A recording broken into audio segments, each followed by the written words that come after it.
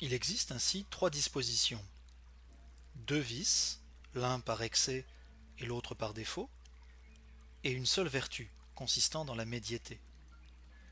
Et toutes ces dispositions sont d'une certaine façon opposées à toutes. En effet, les états extrêmes sont contraires à la fois à l'état intermédiaire et l'un à l'autre, et l'état intermédiaire aux états extrêmes.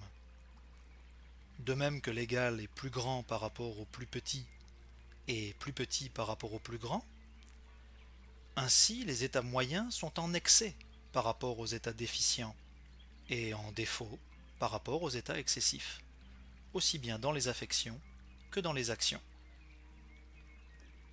En effet, l'homme courageux, par rapport au lâche, apparaît téméraire, et par rapport au téméraire, lâche. Pareillement, l'homme modéré, par rapport à l'insensible, est déréglé, et par rapport au déréglé, insensible.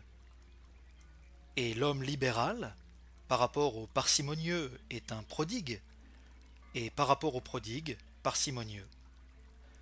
De là vient que ceux qui sont aux extrêmes poussent respectivement celui qui occupe le milieu vers l'autre extrême. Le lâche appelle le brave un téméraire, et le téméraire l'appelle un lâche, et dans les autres cas, le rapport est le même. Ces diverses dispositions étant ainsi opposées les unes aux autres, la contrariété maxima est celle des extrêmes l'un par rapport à l'autre, plutôt que par rapport au moyen, puisque ces extrêmes sont plus éloignés l'un de l'autre que du moyen, comme le grand est plus éloigné du petit, et le petit du grand, qui ne le sont l'un et l'autre de l'égal. En outre, il y a des extrêmes qui manifestent une certaine ressemblance avec le moyen, par exemple dans le cas de la témérité par rapport au courage, et de la prodigalité par rapport à la libéralité. Par contre, c'est entre les extrêmes que la dissemblance est à son plus haut degré.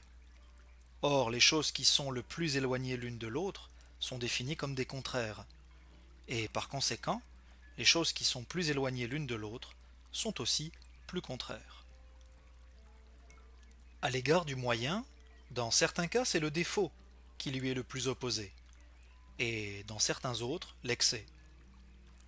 Ainsi, au courage ce n'est pas la témérité, laquelle est un excès, qui est le plus opposé, mais la lâcheté, laquelle est un manque. Inversement, à la modération ce n'est pas l'insensibilité, laquelle est une déficience, mais bien le dérèglement, lequel est un excès. Ceci a lieu pour deux raisons. La première vient de la chose elle-même, une plus grande proximité et une ressemblance plus étroite entre l'un des extrêmes et le moyen fait que nous n'opposons pas cet extrême au moyen, mais plutôt l'extrême contraire. Par exemple, du fait que la témérité paraît ressembler davantage au courage et s'en rapprocher plus étroitement, et que la lâcheté y ressemble moins, c'est plutôt cette dernière que nous lui opposons, car les choses qui sont plus éloignées du moyen lui sont aussi, semble-t-il, plus contraires. Voilà donc une première cause, qui vient de la chose elle-même. Il y en a une autre qui vient de nous. Les choses, en effet, pour lesquelles notre nature éprouve un certain penchant, paraissent plus contraires aux moyens.